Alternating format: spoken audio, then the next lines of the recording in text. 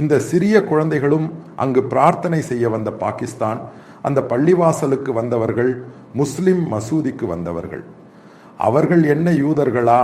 அவர்கள் என்ன எதிர்க்கும் இந்தியாவின் இந்துக்களா? RSS காரர்களா?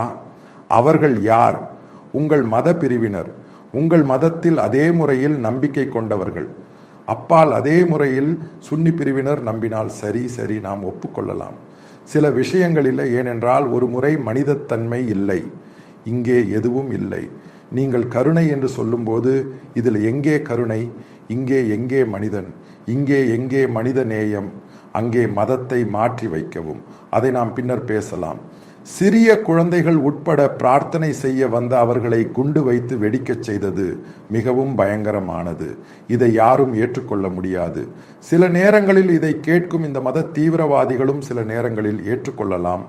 ஆனால் என்னை போன்ற சாதாரண மனிதனால் ஏற்றுக்கொள்ள முடியாது. நீங்கள் என்ன சொன்னாலும் ஏற்றுக்கொள்ள முடியாது.